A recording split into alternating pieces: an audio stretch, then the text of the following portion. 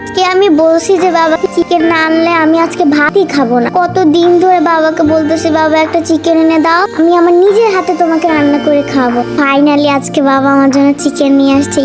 আমি ফার্স্টে চিকেনের উপর একটুখানি আদা দিয়ে দিলাম, তারপর একটুখানি হালকা সিদ্ধ করে নিলাম, তারপর একটু মানে হালকা ভাবে ভেজে নিছি। আজকে আমি ভালো রান্না কইরেই ছাড়বো। বলছি যে আজকে যদি আমি ভালো রান্না না করি তাহলে জীবনেও তোমার চিকেন আনা লাগবে না। ফাইনালি আজকে আনছে, আমি আজকে বেস্টটা ট্রাই করব। হ্যাঁ, তারপর আমি আমার মশলাগুলো দিয়ে দিলাম, একটু ঝাল মশলাটা দিলাম যেন একটু ঝাল লাগে। বাবা আবার ঝাল খুব পছন্দ করে, তো ফুলটাই বাবার পছন্দেরটা খুবভাবে করতেছি। কারণ হলো যে বাবা যদি পছন্দ না হয় পরে আমি যেটা বলছি ওইটাই করবে, পরে কি হবে, পরে তো আমার চিকেন আর খাওয়াই হবে না। পরে আমি আমার মশলাগুলো সুন্দর করে দিয়ে দিলাম। আমি আজকে যে ধরছি যে আর ছাড়বো না, আমার যে নিশ্চয়ই কবুল হবে।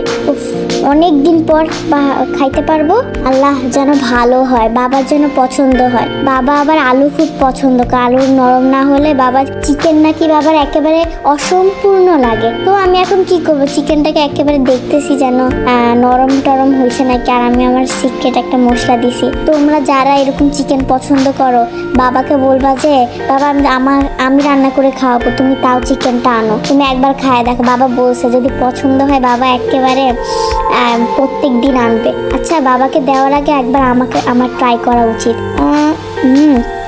অনেক মজা হয়েছে, আমি নিশ্চিত অনেক মজা লাগবে বাবার কাছে। চিকেনটা তো একেবারে ফ্রেশ, অনেক ভালো দেখে চিকেন আছে। আর রান্না করতে পারছি তো আমি অসাম। আমার নিজে নিয়েই গর্ব লাগতেছে। ফাইনালি আজকে বাবাকে আমি করতে পারবো যে বাবা তুমি প্রত্যেকদিন আমার জন্য চিকেন আনবা।